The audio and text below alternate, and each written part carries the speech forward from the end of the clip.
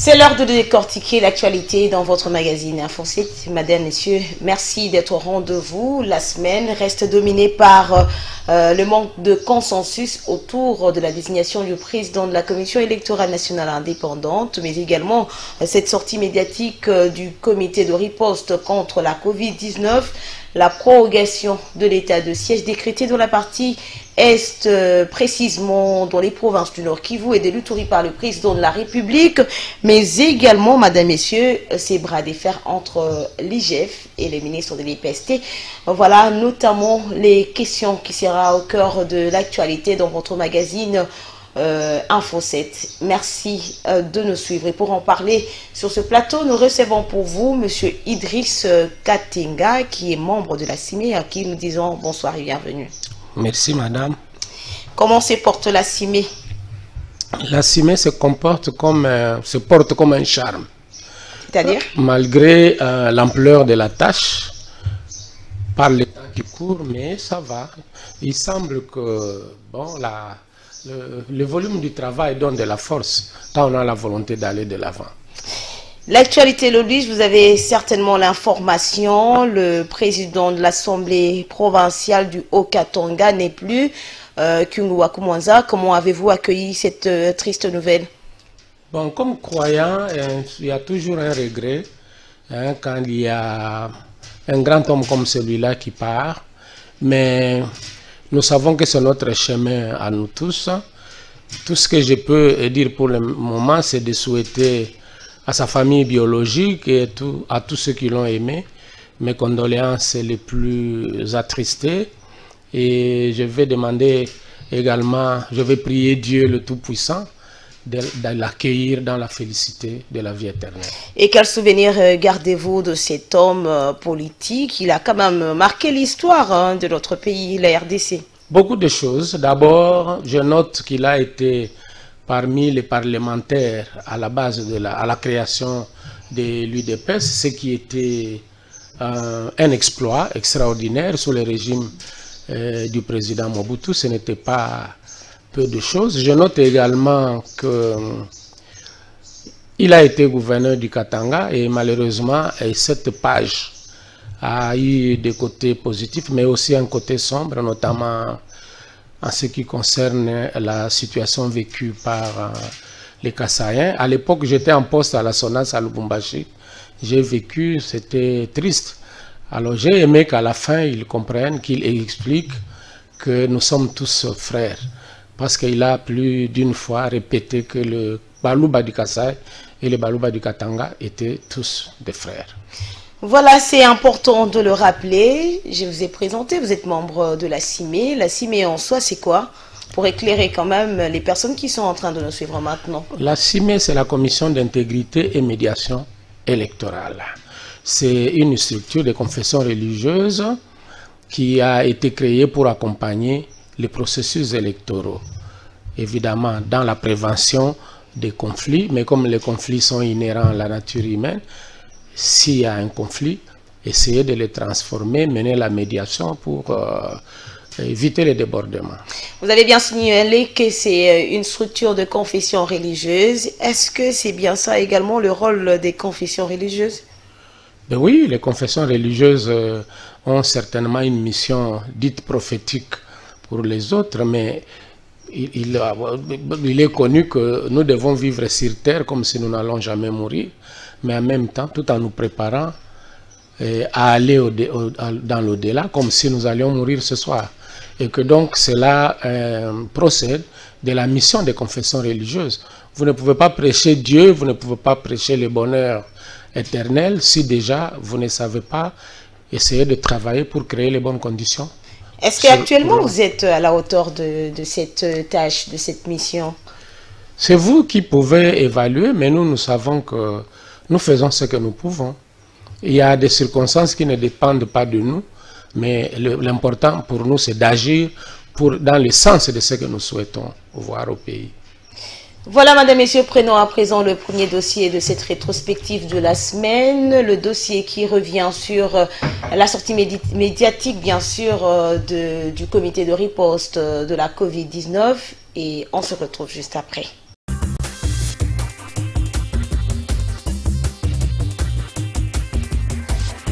Il s'agit de maïs produits dans différentes zones agricoles du service national, notamment celle de Lovo, dans le Congo central. Le commandant du service national, le général-major Jean-Pierre Kassongo Kabouik, explique ici comment ces maïs seront transformés en farine. C'est un homme heureux que je peux vous annoncer aujourd'hui que demain, nous lançons la production de la farine avec le maïs qui provient de nos différentes plantations. Donc ce maïs vient de la production de notre centre de Lovo à côté de Kimpese dans le Bas-Congo. On l'a fait à titre expérimental, mais ça nous a donné de très bons résultats. Ce que vous voyez ici n'est qu'une infime partie de ce que nous avons produit dans le Bas-Congo. Je vous parle de choses que je suis en train de vivre. Vous verrez ce que nous allons faire d'ici 2-3 mois. Vous n'allez pas reconnaître ces lieux. On va faire de très grands champs, on va faire de très grandes productions. Outre le centre de Lovo, le maïs et des Kanyamaka CC ont également été réceptionnés à Kinshasa par les commandants du service national. Vous avez remarqué avec nous aussi l'arrivée du premier bateau contenant le maïs qui vient du centre pilote Laurent Désiré Kabila Kanyamaka CC. Une partie de notre production de là vient d'arriver jusqu'ici à Kinshasa. Barote Kanyamaka CC, bangonde bazana convoi ya de maïs ya Kanyamaka CC. Nous allons vers l'équipe, nous allons faire na na Kasa, isa Kasa ite yote na Kanyamaka CC. Bango ba élément de va travailler bilanga wana sur l'amour ya général Kassongo, général ya service national, sur le ordre oyo azwaki pa mukunji ya mboka. De tout ça les bilanga to meme yango awa pona mpuzo na biso amona yango. Il faut souligner enfin que le commandant du service national, le général-major Jean-Pierre Kassongo Kabouik, a promis de doubler la production pendant la campagne agricole 2021-2022. C'est une bonne nouvelle pour les habitants de la ville-province de Kinshasa. Le secrétariat technique à la riposte constate la baisse sensible de cas malgré la réouverture des bars qui inquiètent. Mais attention, il faut rester vigilant car nous sommes sous la menace de la 4e vague, déclare le docteur Mouyembe. En ce qui concerne la situation épidémiologique, nous avons les mêmes tendances que la semaine passée, c'est-à-dire le nombre de cas diminue de façon constante au niveau de la ville-province de Kinshasa. Mais par contre, il y a une augmentation des cas dans certaines provinces, dont le Haut-Katanga, le Lualaba. Et maintenant, nous voyons aussi une tendance vers la baisse en ce qui concerne le Congo central. Quant au lot de vaccins qui est arrivé à Kinshasa, le docteur Mouyembe fixe l'opinion qu'il concerne seulement ceux qui ont pris la première dose, mais d'autres lots sont également attendus pour tout le monde. Ce premier lot qui est arrivé, c'est pour en fait donner à ceux qui avaient déjà reçu leur première dose.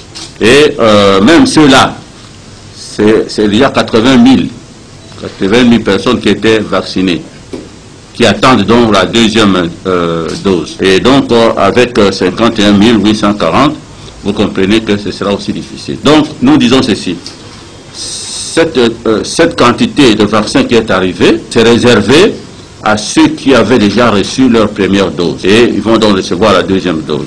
Au moins la grande partie de ces vaccinés. Il faut souligner enfin que toujours dans le cadre de la riposte, l'UNRB a reçu une délégation de 4 parlementaires de Kinshasa venus lui soumettre des suggestions sur la communication autour de la riposte contre le Covid-19, a conclu le professeur Mouyembe.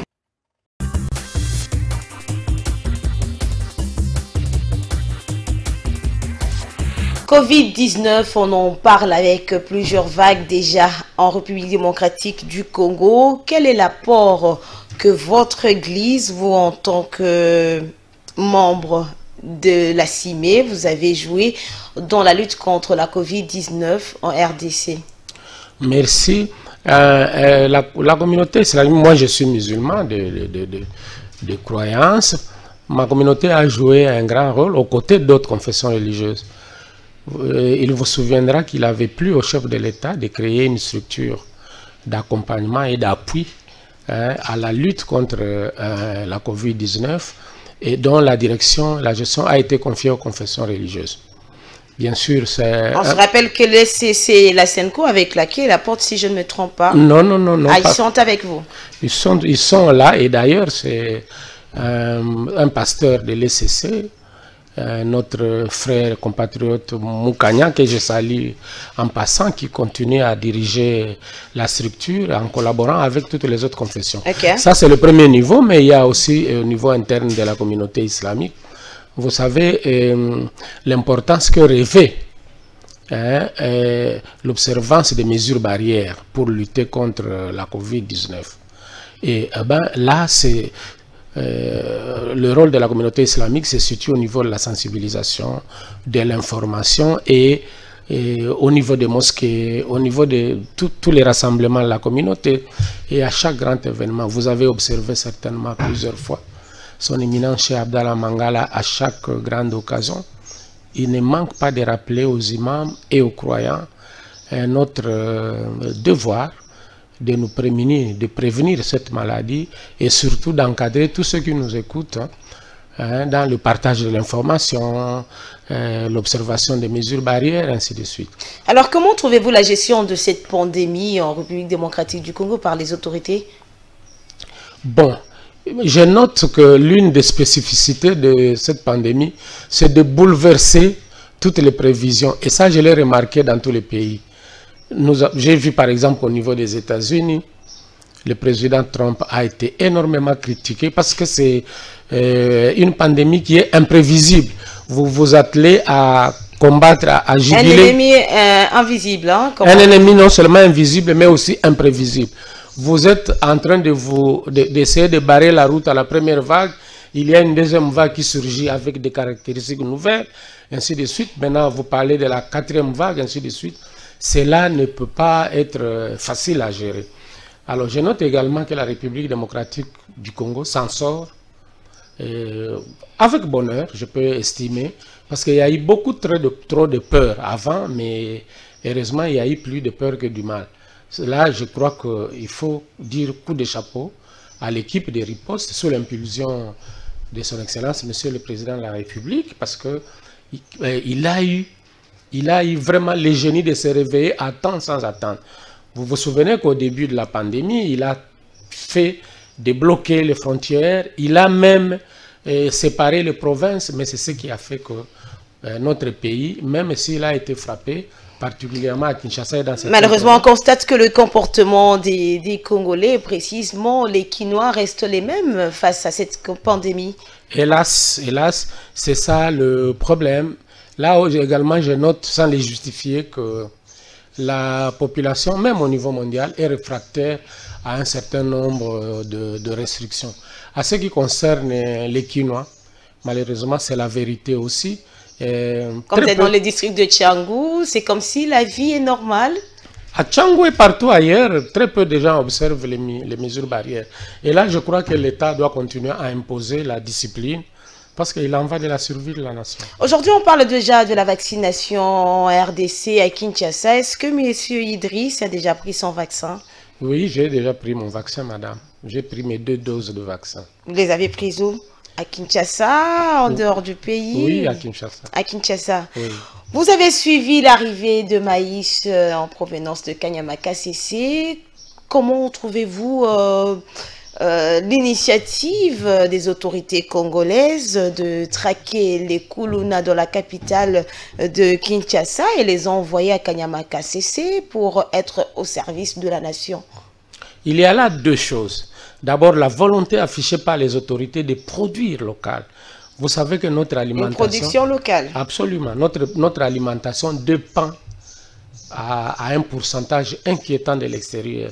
C'est toujours une bonne initiative que de vouloir transformer ce que nous avons pour produire à manger. Et l'exemple de Kanyama-Kasese devrait être élargi ailleurs. Alors maintenant, vous parlez de la question des Kuluna.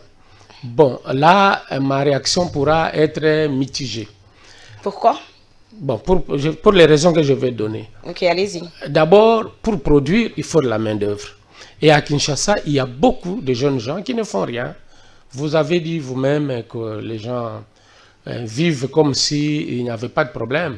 Bon, au lieu de laisser les jeunes dans l'oisiveté, autant les orienter quelque part. Kuluna ou non Kuluna, je crois que nous devrions user d'une pédagogie pour inciter les gens à se rendre utiles à leur propre pays, et en allant notamment à Kanyama-Kasese et partout ailleurs. Bon, maintenant, il y a un autre niveau, ces jeunes délinquants qui sèment la terreur à Kinshasa. Moi, je crois que les envoyer à Kanyamaka CC, contrairement à ce qu'on dit, parce qu'il semble qu'il y en a qui estiment que cela viole les droits. Le ministre des Droits humains l'a clairement dit, hein, il a dit que ça viole le droit de l'homme. Je crois que là aussi, nous devons réfléchir sur ce qu'il faut faire. Est-ce que d'abord vous êtes d'accord avec lui? Bon, je vais avoir du mal à prendre une position tranchée, mais je sais que tout délinquant, de par la loi, doit être puni. Mais quelle est la punition? Ça, mais ça également, c'est une réinsertion socio-professionnelle. Justement, j'allais arriver à ça. Okay. Je dis d'abord qu'un délinquant doit être puni. Et s'il est rééduqué après la sanction pour devenir utile à lui-même et utile à la nation, moi je crois que tout le monde aura gagné, le délinquant lui-même et la nation. C'est pour cela que j'estime que l'initiative, envoyer les gens à Kanyamaka CC, au lieu de les condamner dans nos structures pénitentiaires, qui croulent du monde et sans perspective. Il y a déjà débordements et puis oui. Les conditions parfois qui ne sont pas bonnes. Les conditions carcérales ne sont pas les meilleures. Oui. Moi, je crois que s'il est mieux de leur permettre d'ouvrir de nouvelles opportunités de vie, notamment en allant travailler. Parce que j'estime qu'après Kanyamaka CC, ceux qui auront réussi pourront penser à prendre leurs propres initiatives. Hein, pour produire et suffire à leurs besoins. Madame, Messieurs, prenons à présent le deuxième dossier de ce jour, le dossier qui revient sur la situation entre l'IGF et le ministère de l'EPST.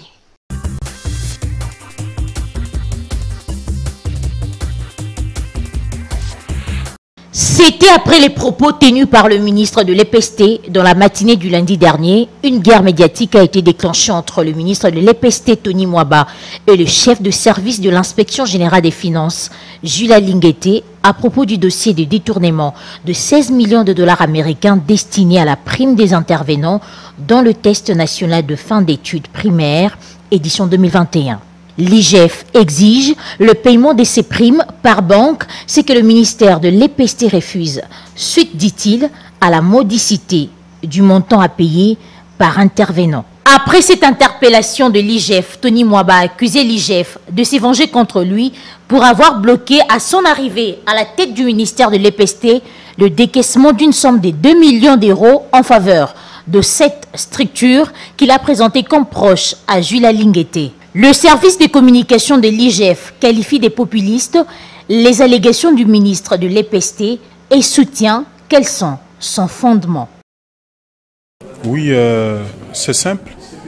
Vous le savez parce qu'on est avec vous aussi au ministère qu'au mois de février, ce projet avait été recalé par notre autorité parce que nous avions pensé, et ce qui était vrai d'ailleurs, qu'il y avait des problèmes entre l'exécution de ces projets et la mise en œuvre de la gratuité. Et c'est comme ça que même les paiements, vous vous en souvenez, j'avais bloqué les paiements pour retourner à la Banque centrale du Congo. Mais aujourd'hui, Veridos, qui tient à accompagner notre ministère, est revenu cette fois-là sur de nouvelles bases avec un nouveau projet pour qu'on puisse l'étudier ensemble et l'orienter dans le cadre de notre vision et l'accompagnement de la gratuité de l'enseignement. Donc c'est comme ça que les représentants de la firme Veridos sont là. Parce qu'avant ça n'avait pas marché, parce qu'on avait bloqué, maintenant ils sont là pour qu'on reparte sur de nouvelles bases, selon notre vision. Non, ça ce sont peut-être les détails déjà. Nous sommes déjà dans cette phase d'élaboration de clauses et le moment venu, quand le document sera signé officiellement, et nous pouvons maintenant communiquer sur le contenu. Parce que là, les discussions pourraient toujours se poursuivre, n'est-ce pas? Les clauses peuvent changer. Nous ne pouvons pas communiquer sur des clauses qui pourraient être changées. Mais l'essentiel, c'est de retenir que nous sommes avec Veridos dans la nouvelle version, parce que l'ancienne avait été bloquée et rejetée par nous pour des raisons que j'ai.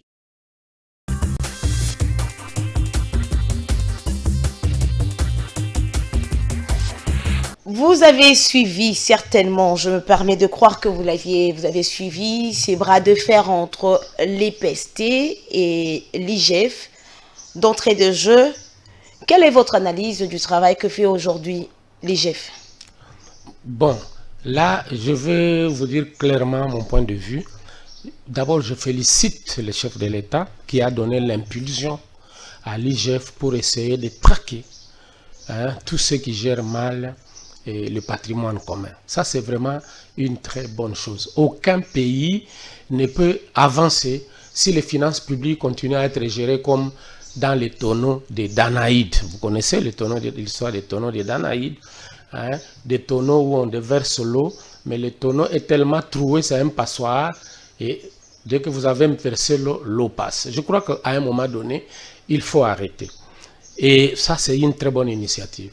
Ceci dit, je pense que dans le contexte d'un pays comme le nôtre, il faut beaucoup de pédagogie. Beaucoup. Je crois que la pédagogie peut nous aider à aller de l'avant plus que la force et la réprimande.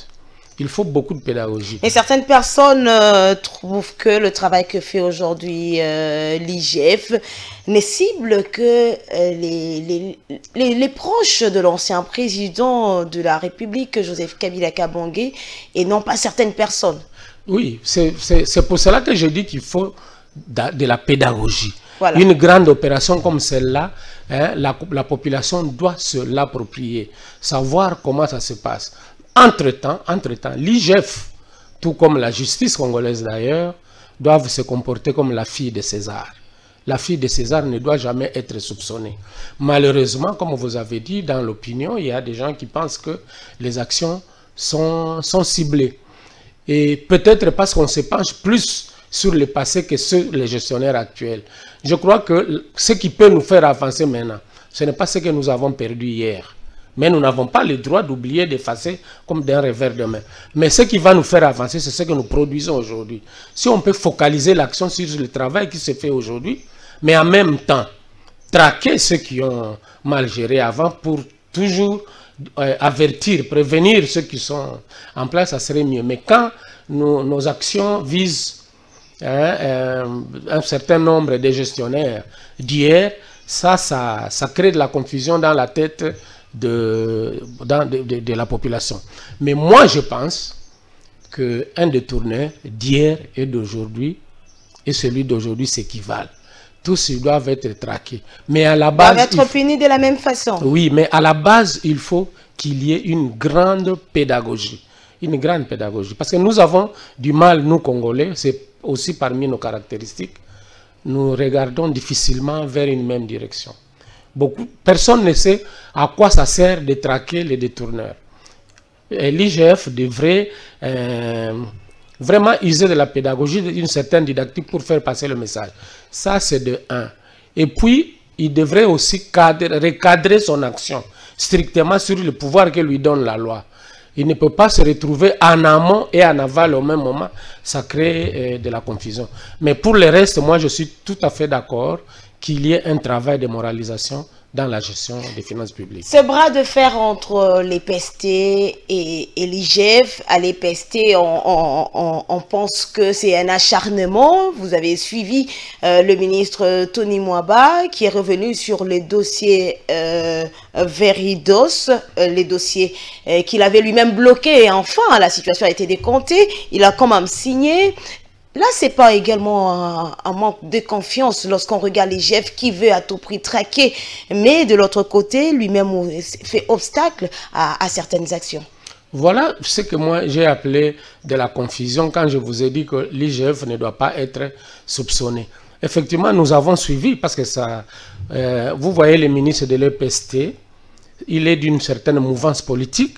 Quand l'IGF s'est permis de l'inquiéter, tout le monde a dit « Ah, voilà ».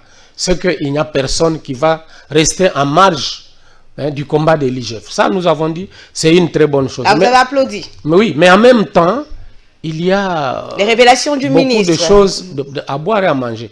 Nous venons de suivre tout récemment, et même le dossier que vous venez de Veridos, montre que là où l'IGF a affirmé que le dossier avait été clos, le contrat avait été signé et même payé. Les ministres font des révélations. Le paiement avait été effectué 3 mois avant la nomination du ministre Tony Mwaba, mais que nous voyons la délégation de Veridos signer le contrat avec le ministre Tony Mwaba, ça crée de la confusion dans l'opinion. Et je crois que le pouvoir est le même. Là où il y a l'unité de commandement, les services se concertent. Je crois que ça, c'est le genre de spectacle qu'il faut éviter à l'opinion. Sinon, ça discrédite tout le travail qui est fait, quelle que soit sa qualité. C'est une question des internautes qui demandent est-ce qu'aujourd'hui, l'IGF, après les révélations du ministre de l'EPST, est-ce que l'IGF mérite encore la confiance du chef? Ben oui, cette question-là, il ne faut pas me pousser à réfléchir à la place du chef. Le chef a certainement plus d'informations que nous autres. Hein? C'est lui qui est pleinement au courant et qui connaît où est la vérité dans ce que dit l'IGF. Mais si on doit analyser quand même les révélations du ministre autour de ces dossiers de Veridos. Moi, je considère que dans tout ce que les deux, la leçon que je tire de tout ce que les deux ont dit, c'est que personne, il n'a pas ici-bas la parole d'évangile ou la parole du Coran. Le ministre peut se tromper, tout comme l'IGF peut se tromper. Mais alors, est-ce qu'il faut retirer tout de suite la confiance pour cela? Moi, je dis, l'homme peut se tromper, qui qu'il soit. On dit que le bon Homère sommeille quelquefois. Je crois que maintenant, chacun d'eux doit mettre de l'eau dans son vin et essayer de voir. Il n'y a personne qui est parfait. Tout le monde peut se tromper. Il est possible que l'IGF se soit trompé. Et ce que moi je peux lui demander, c'est de se ressaisir. Mais il est aussi possible que le ministre Tony ait pu se tromper. Voilà, madame, messieurs, à présent, prenons ce dossier qui revient sur la prorogation de l'état de siège par les parlements. L'état de siège qui a été donc décrété dans les provinces de l'Ituri et du Nord Kivu par le président de la République, Félix-Antoine Tshisekedi.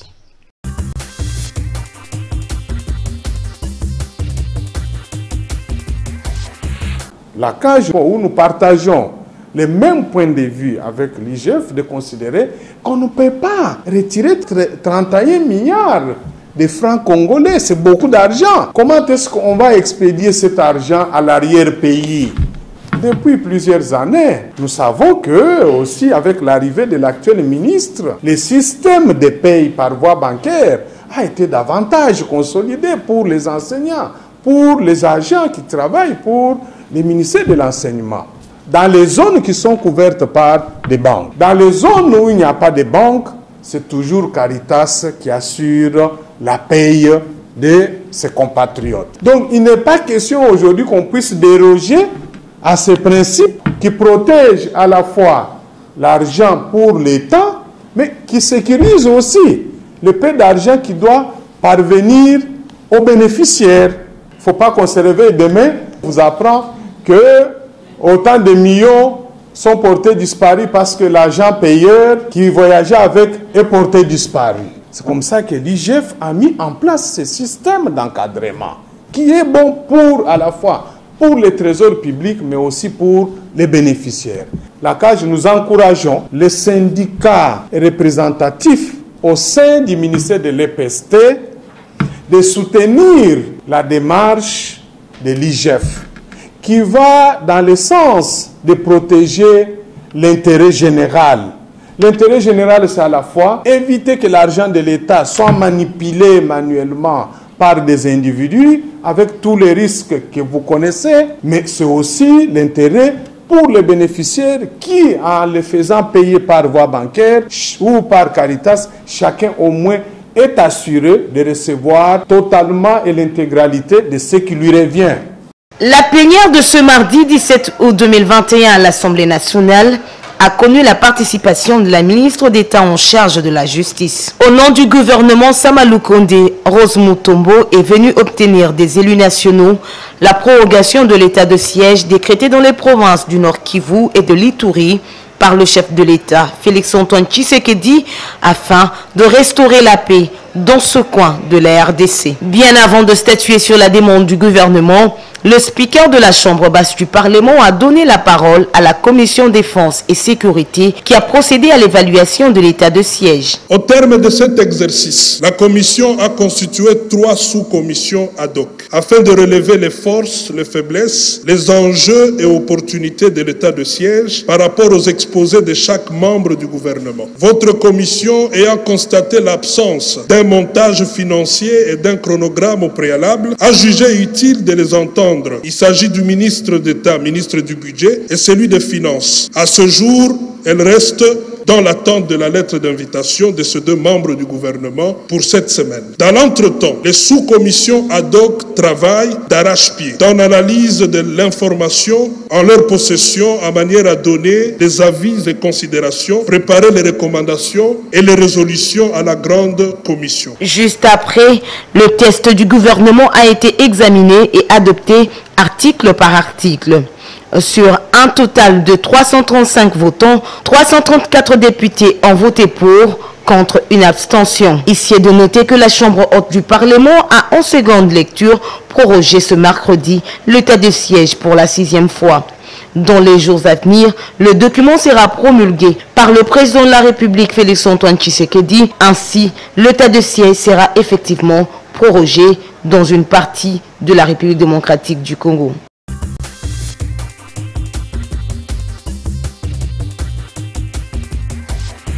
Monsieur Idriss Katenga, état des sièges décrété dans les provinces de l'Ituri par le président de la République, Félix Tshisekedi, les provinces de l'Ituri et du Nord Kivu.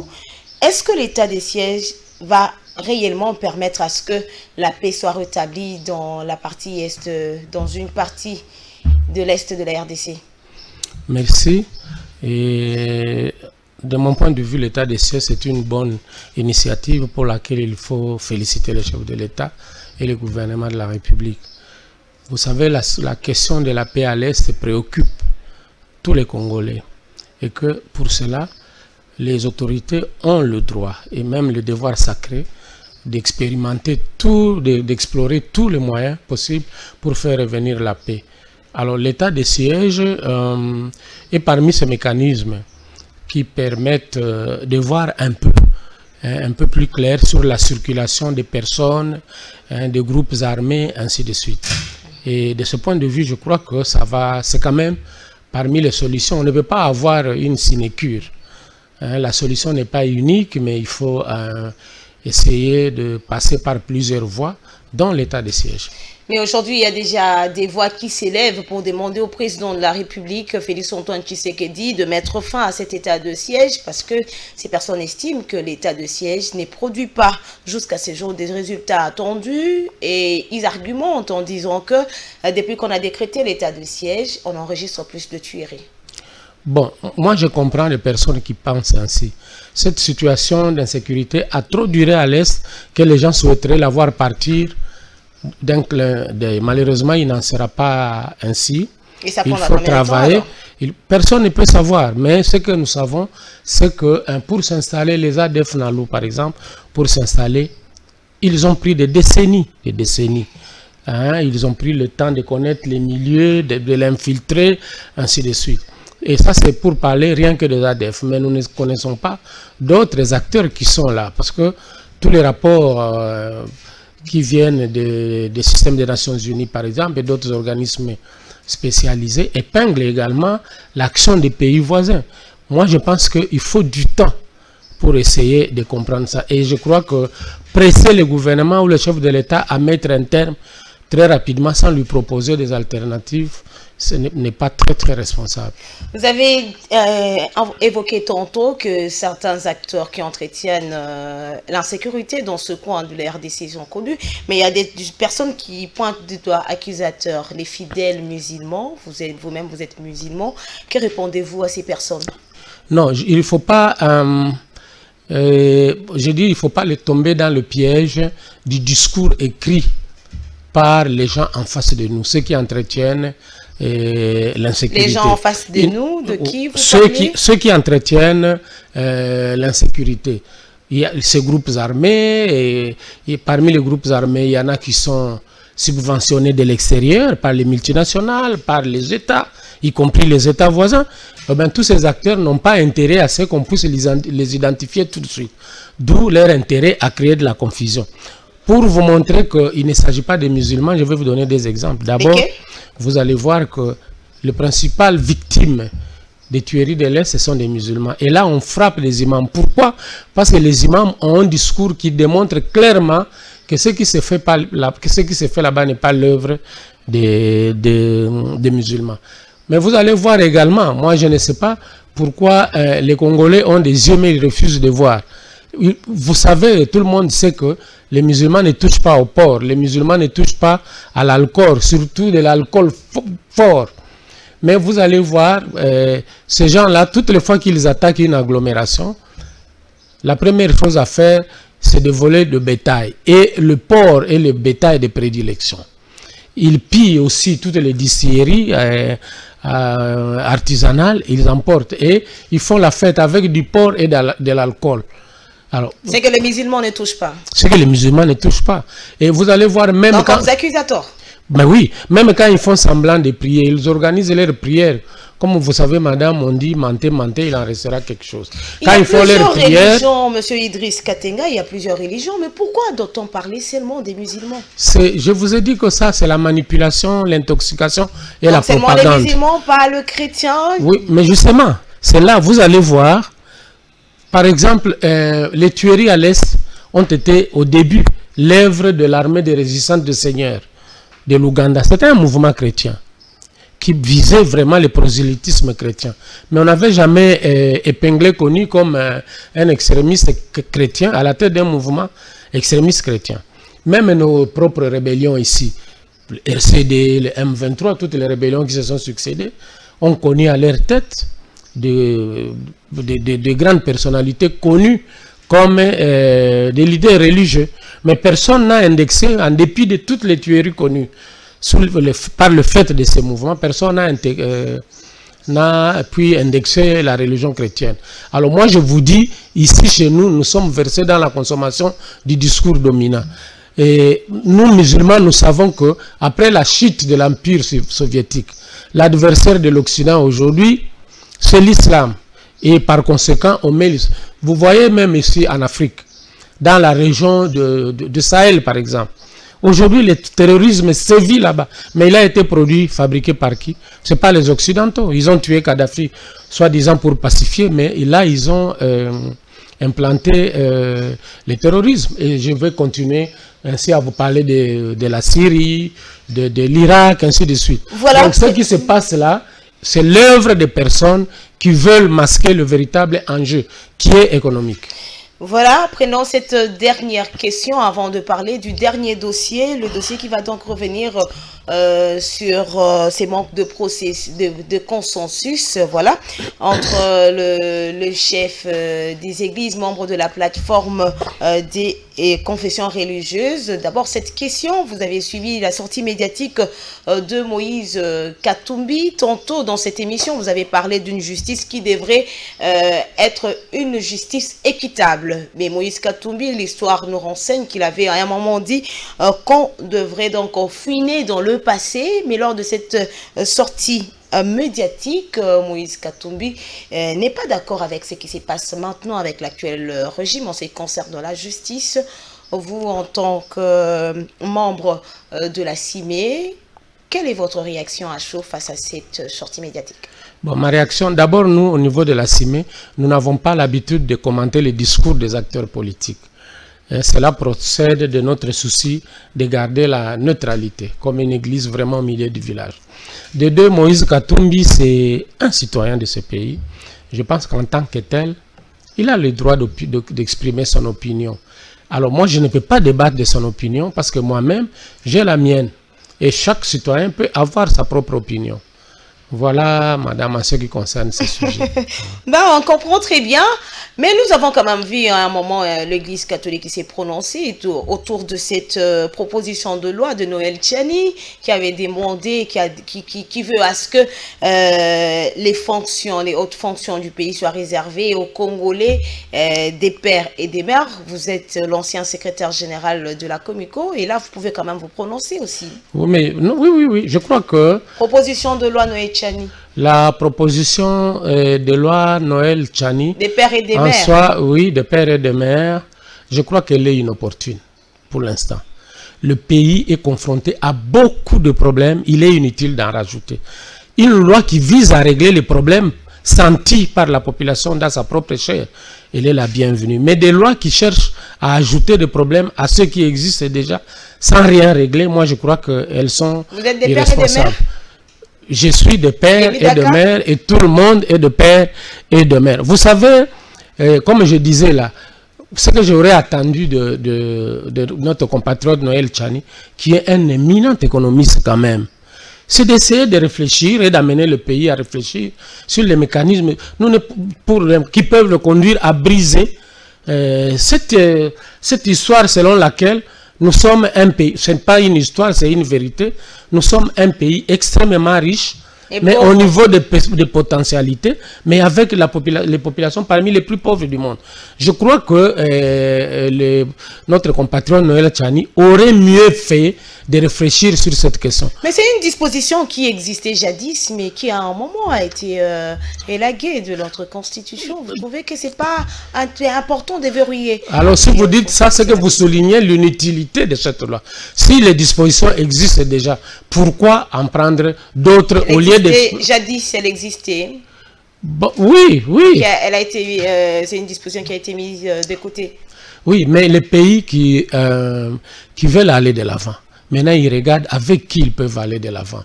Mais nous sommes encore... Tout ça, c'est de la rhétorique, discuter. Nous ne pouvons pas être une démocratie qui passe tout son temps dans le débat. De telles initiatives de loi nous amènent tout simplement à discuter sans jamais passer à l'action. Madame, Messieurs, prenons à présent le dernier dossier de cette rétrospective de la semaine.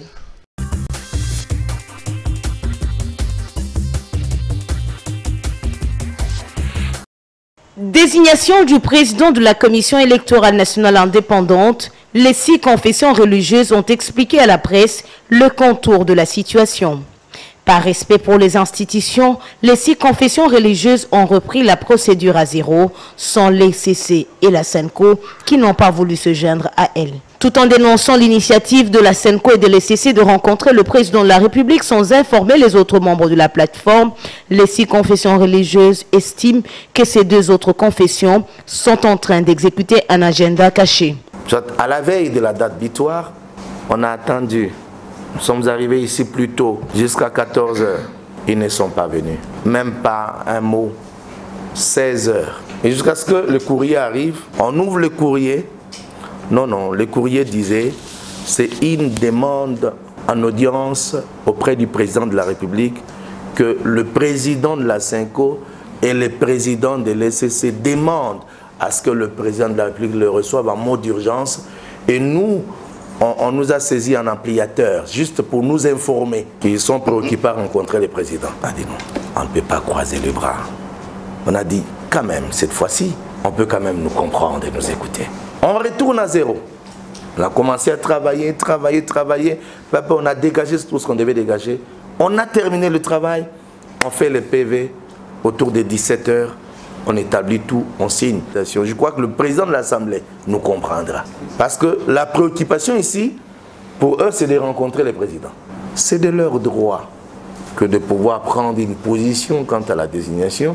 On n'est pas à la première fois de cette expérience et on ne peut pas les acculer par rapport à ça. On ne peut pas non plus les en vouloir. Nous terminons la question, nous le faisons et le pays nous appartient à nous tous. Ayant fait le travail, les 6 confessions religieuses n'attendent que l'approbation de leur PV par l'Assemblée nationale. Oui, j'en ai profité pour faire un rapport sur l'évolution des travaux de la commission mis en place pour examiner les délégués désignés par les composantes. Nous en avions fait état. J'avais également fait état du délai supplémentaire que nous avons accordé aux confessions religieuses afin qu'ils arrivent à trouver une solution au problème de la désignation du président de la CENI et des membres de la plénière. Je voudrais préciser, l'occasion faisant les larrons, que ceux qui parlent de forcing, il n'y a pas de forcing. Il n'y en a pas. Nous avons construit un consensus au sein de l'Assemblée nationale entre la majorité parlementaire et l'opposition. Cela nous a permis à voter la proposition de loi organique qui a été promulguée. Maintenant, nous sommes au stade de l'application. Les composantes reconnues par la loi et qui ont obtenu un quota pour désigner leurs membres au sein de la commission électorale nationale indépendante, nous leur avons demandé de déposer les dossiers. C'est ce qui est en train d'être fait en commission. Quant aux composantes qui n'ont pas déposé les dossiers de leurs délégués, leur quota restera vacant. Il n'y a pas de forcing. Nous avons accordé 2 fois des délais supplémentaires aux confessions religieuses. Ils vont se concerter, certainement, le Saint-Esprit va les inspirer et qu'ils arriveront à une solution.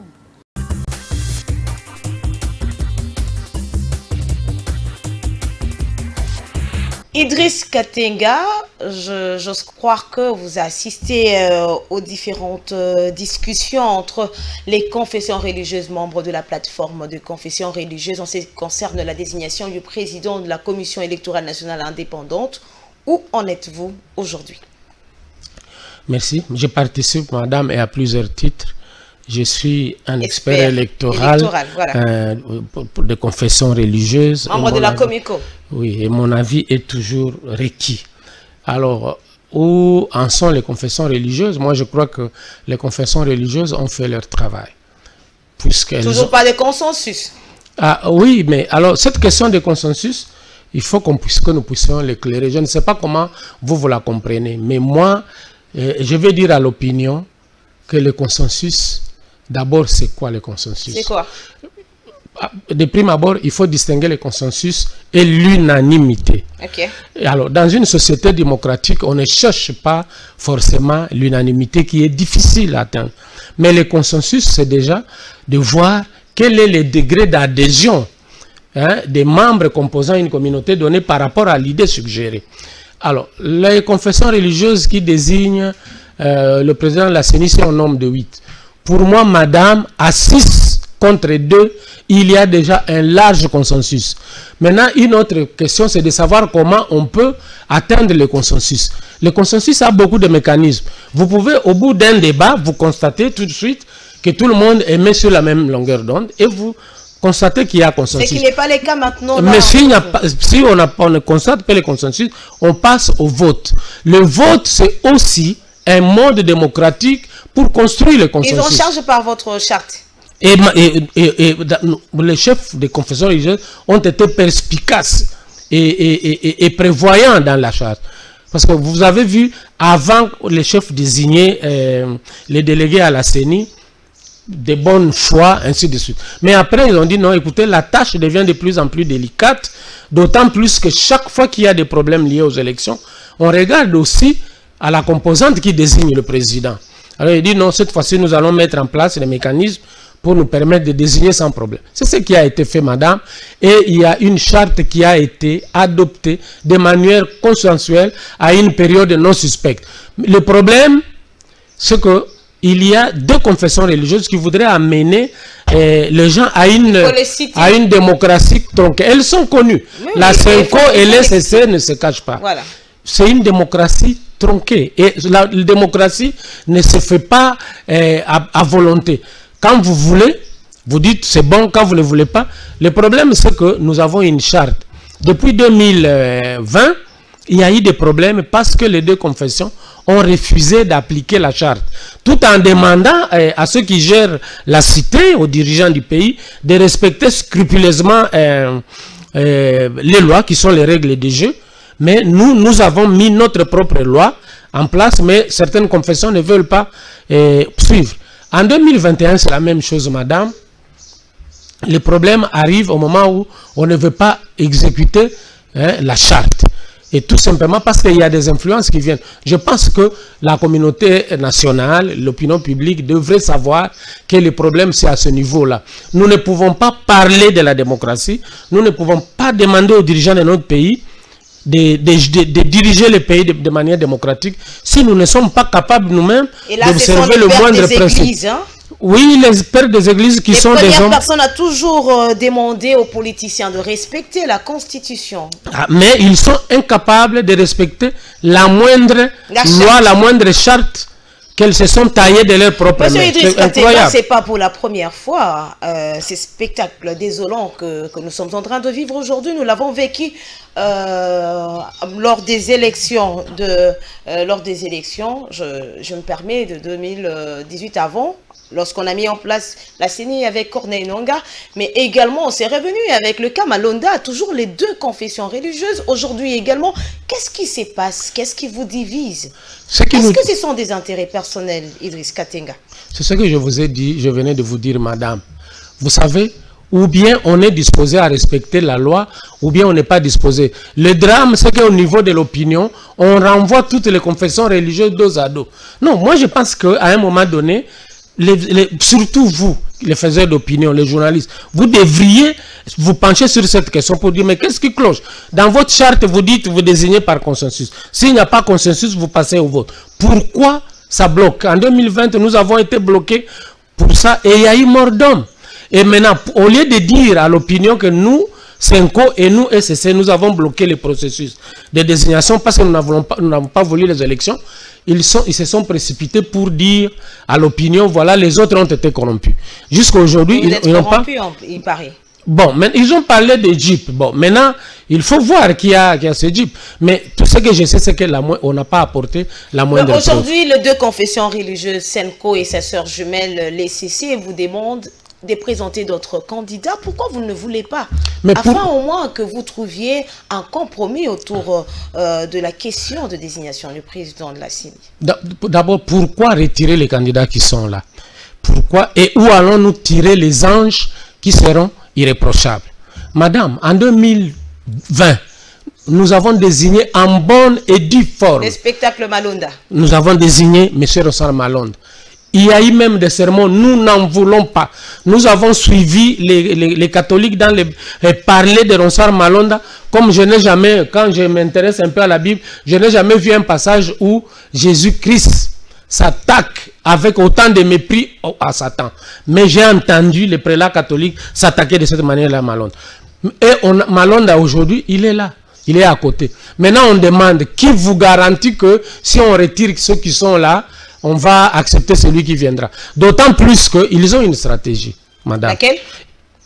Les catholiques et les protestants n'ont pas envie de participer à la désignation. Vous n'avez qu'à voir les candidats qu'ils présentent. Ils ne présentent jamais un candidat à la hauteur. Et puis après, dès qu'ils trouvent qu'ils n'ont plus la possibilité de bloquer celui qui est désigné par les autres... Les personnes qui ne veulent pas désigner un président aujourd'hui, qui sont en train de chercher l'arbitrage du président de la République. Non, non, ça c'est... Ce n'est même pas sérieux, madame. Ils ne cherchent pas l'arbitrage du président de la République. Je crois qu'ils sont ils sont en train de manquer du respect au président de la République. Comment ça? Non, parce alors qu'ils ont besoin qu'un consensus soit trouvé. Non, mais parce que vous-même, vous ne voulez pas. Évidemment, on dirait que ce sont les six qui sont en train de chercher à bloquer les choses. Madame, les deux confessions accusent. Quand ils vous disent que il y a des confessions religieuses qui ont été corrompues par qui? Ils disent que les confessions religieuses ont été corrompues par les chefs de l'État. Et quand ils disent qu'ils ont subi des pressions... vous avez participé lors de cette déclaration, non? Quelle déclaration? La déclaration, on parlait des pressions sur certaines confessions. Non, moi, madame, je parle... Vous êtes certainement plus informé que l'opinion. J'aimerais que vous me laissiez le temps à chaque fois pour clarifier les choses à l'intention. Oui, c'est cela. D'abord, comment s'organise le processus de désignation? Les confessions religieuses désignent. L'Assemblée entérine et les chefs de l'État promulguent. Pourquoi voulez-vous qu'on amène déjà les chefs de l'État au niveau des confessions religieuses alors que le dossier n'est même pas passé? Je vous dis, madame, une démocratie ne fonctionne pas comme ça. Une démocratie a les règles de fonctionnement et les règles de procédure. Vous comprenez, madame?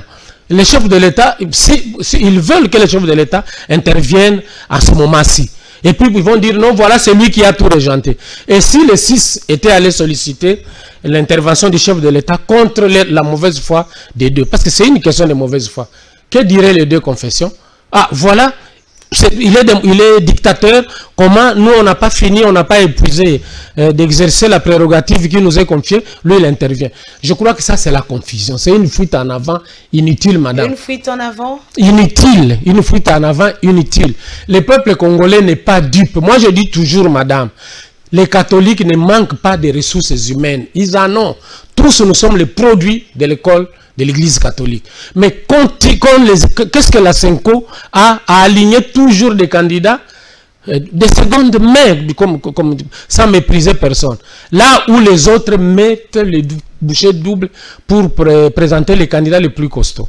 Ils ont présenté Ronsard Malonda à cause de son profil en 2020. Ils ont refusé Ronsard Malonda. Il a été refusé. Aujourd'hui, ils reviennent avec des Nikadima, toujours se basant sur son profil. Alors maintenant, on vous dit, on retire les deux. On retire les deux. Et le deuxième a retiré. La Senko l'avait déjà retiré en 2020. Cyril Eboto. Ah, vous voyez que c'est un candidat qui a été... Je termine, madame. C'est un candidat qui a été présenté pour faire valoir. Il savait qu'à terme, ils allaient les retirer. Donc, il a été présenté pour bloquer la voie à des candidats qui ont le profil requis. Et je crois que ça n'est pas correct. Aujourd'hui, parce qu'on voit au sein de la plateforme de confessions religieuses, il y a 6 confessions religieuses, mais 2 prennent l'initiative de demander l'arbitrage du président de la République. Est-ce qu'aujourd'hui, on peut dire qu'au sein de cette plateforme, vous n'êtes plus unis? Bon, vous voulez que je vous parle un peu de la plateforme? D'abord, la plateforme à la naissance relève de l'initiative d'un prélat catholique dont je salue la mémoire. Le feu cardinal Mosengo. Le feu cardinal Mosengo, d'heureuse mémoire. Dieu saura lui donner sa part de rétribution pour cela. Et puis nous avons fonctionné. Il a été président sans jamais être contesté par qui que ce soit. Et à l'époque, je ne peux pas vous dire qu'il n'y avait pas de chefs de confession religieuse costauds, parce qu'à l'ECC, nous avions Monseigneur Bokele Allé. Chez nous, à la communauté islamique, nous avions El Hadj Modulo et partout, il y avait. Mais on lui a fait confiance parce qu'il avait une vision pour aller de l'avant. Mais ça, c'est au niveau individuel. Maintenant, qu'est-ce qui s'est passé? Ce sont les enjeux maintenant qui nous divisent. Les enjeux? Oui, et je ne sais pas pourquoi. Je vais vous dire, madame, qu'en 2014, les confessions religieuses créent la CIME, la Commission d'intégrité médiation électorale. Le 6 septembre, on signe la charte constitutive. Et le même 6 le soir, les évêques vont à Rome. Et vers le 12, c'est-à-dire une semaine seulement après, ils déclarent, alors qu'ils sont là, qu'ils se retirent de la CIME. Ils n'ont jamais donné de raisons, madame.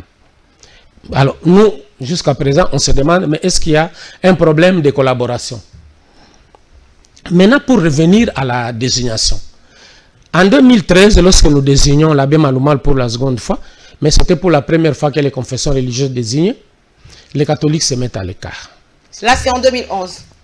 Non, en 2013. En 2013, voilà. Mais la réunion se tient à la Senko. Mais au moins, à l'époque, ils nous disent non, continuez, mais sans nous. Comme c'est le cas, c'était le cas dernièrement en 2021. Non, mais attendez, je suis en train de faire l'histoire pour l'opinion. En 2015, lorsque nous désignons M. Corneille Nangaa, ce sera la même chose. Les catholiques se mettent à côté. Mais en 2020, ils entraînent les protestants. En 2021, ils sont ensemble. Première chose, vous avez vu qu'il y a une confession qui n'a jamais été dans le processus de désignation, ou bien qui se soustrait à un niveau. Il y a une autre qui suit. Maintenant, madame, réfléchissez sur cet aspect. Deuxième aspect, je venais de vous parler ici de la capacité de l'Église catholique à donner des ressources humaines. Mais on donne toujours des candidats discutables face aux candidats qui sont donnés par les 6. Et puis après, il parle de corruption. Alors, si les 6 sont corrompus par l'expertise avérée des candidats qu'ils soutiennent, là, je suis d'accord avec vous. C'est pour cela que nous, on arrive à dire que les autres n'ont pas l'intention. Peut-être qu'ils gagnent mieux en se mettant en marge de la désignation. Lors de votre conférence de presse tenue le vendredi dernier, vous avez dit tout haut que le CC et la Senko sont en train d'exécuter un plan caché, donc un agenda caché. Dites un peu, éclairez un peu l'opinion qui est en train de vous suivre maintenant, là, en parlant d'un plan caché. Qu'est-ce que vous avez voulu dire? Quel est le nom dit de votre message? Bon, le plan caché, je vous ai dit ici. Vous avez vu que... vous avez dit, mais sans vraiment clairement démontrer ces plans cachés. Mais justement, d'abord le plan caché, puisqu'il est caché, je ne suis pas capable de sonder, de lire ce qui est caché. Mais au moins, on voit les signes.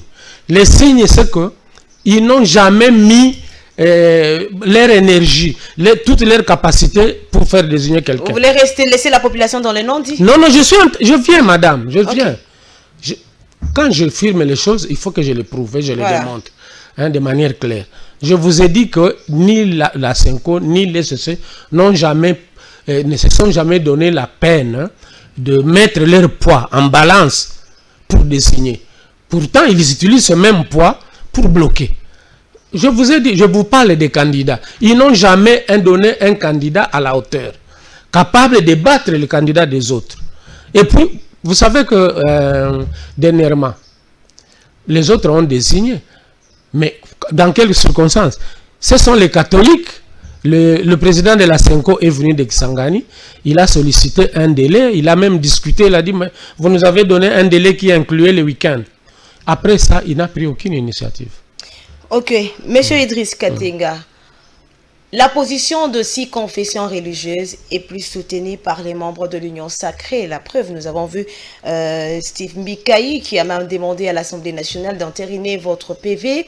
Et de l'autre côté, nous voyons la position de 2 confessions religieuses, la coalition Senco et CC, soutenue également par... l'opposition. Nous voyons la Mouka qui soutient et également, vous l'avez d'ailleurs dénoncé lors de votre point de presse, et on a également Ensemble qui a même dit qu'il ne va pas envoyer ses délégués tant qu'un consensus n'est pas trouvé. Comment expliquez-vous ça? Est-ce qu'une coïncidence? Oui, c'est une coïncidence parce que pour moi... Une coïncidence où il n'y a que l'Union sacrée qui soutient les 6 confessions religieuses et les autres soutiennent. Madame, en 2020, quand nous avons désigné Ronsard Malonda, tout la Mouka, avec Moïse Katumbi inclus, ont soutenu l'Église catholique. Vous voyez, tous les 3, Mouzito, Katumbi et qui là, et même le président Jean-Pierre Bemba.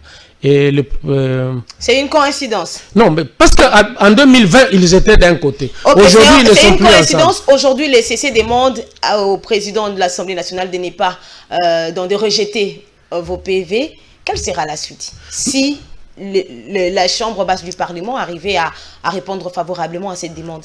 Non.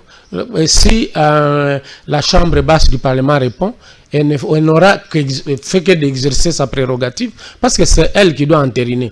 Mais si elle nous retourne le procès verbal, nous allons apprécier ce qu'il convient de faire. Si nous, on ne va pas entrer... qui n'arrivent pas à s'imposer, on doit quand même reconnaître, comme l'avait affirmé le porte-parole de l'ECC dans l'une des émissions de Congo Web Télévision, que la Senco et les CC ont 80% des fidèles. Non, ce n'est pas lié... Parce que 6 sur 2. Donc le 2 pèse plus que vous, le 6. Ce n'est pas lié au nombre de fidèles, madame. Ce n'est pas lié au nombre de fidèles. Mais moi, je ne peux pas reprocher aux institutions de passer tout le temps à chercher à accorder les violons des chefs religieux. Moi, je trouve même que c'est quelque chose de très bon. Par contre, il faut éviter que nous tombions... La majorité qui n'arrive pas à s'imposer devant il ne s'agit pas d'une affaire de muscles. Les principes sont là et nous invitons aujourd'hui à la fois l'Assemblée nationale, le président de la République et l'opinion à privilégier. Ou bien nous voulons la démocratie ou bien nous ne la voulons pas. Face à ces spectacles désolants, est-ce que les pères des églises sont fiers d'être appelés hommes de Dieu? Vous savez, madame, j'ai lu, il y a Ce qui était hier une référence et pour plus d'un politique. Ça fait très longtemps que j'avais lu un écrivain, c'est Joando, qui avait dit « Si Dieu ressemble à ceux qui font œuvre de le servir, je vends mon âme au diable. » Mais j'avais déjà oublié ça. Mais c'est quand je vois la cacophonie créée délibérément par certaines confessions religieuses aujourd'hui, je me dis, Joando avait vu avant. Voilà, nous sommes complètement arrivés à la fin de cette rétrospective de cette semaine. Est-ce que vous avez un mot à dire à la population, à l'opinion congolaise? Merci. J'ai un mot à dire et c'est très important. Les élections ne s'accommodent pas de la confusion. Les deux élections sont un domaine qui requiert beaucoup de confiance.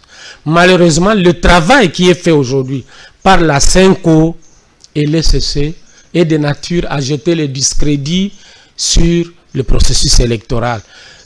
Nulle part au monde, il n'y a pas des élections parfaites. Mais à un moment donné, les gens doivent se dépasser. Et ici, j'invite les CC et la CENCO de rejoindre les autres. Parce que ces confessions ne peuvent pas continuer à prêcher la démocratie si elles ne sont pas disposées à respecter les principes élémentaires de la démocratie. Aujourd'hui, on estime que ce sont les confessions religieuses qui ont bloqué les choses. S'il y a glissement, qui va endosser la responsabilité? Ah, c'est les deux qui bloquent. C'est les deux qui bloquent. Les deux confessions religieuses qui bloquent. Puisque les 6 ont fait leur travail et cela conformément aux lois et conformément à la charte qui les régisse. Voilà, madame, messieurs, c'est complètement fini pour ce rendez-vous de la semaine. Merci de nous avoir suivis. Merci à monsieur Idriss Katenga d'être passé dans Info 7. Je rappelle que vous êtes membre de la CIME, mais également expert électoral. Merci, madame. C'est moi qui vous remercie. Merci, madame, monsieur. Je l'ai toujours dit, Info 7, l'émission de Congo Web Télévision. Info 7, votre émission. Info 7, notre émission. Merci d'être toujours fidèle et surtout de nous faire parvenir vos questions, également des propositions. On se retrouve le dimanche prochain pour un nouveau numéro. Au revoir.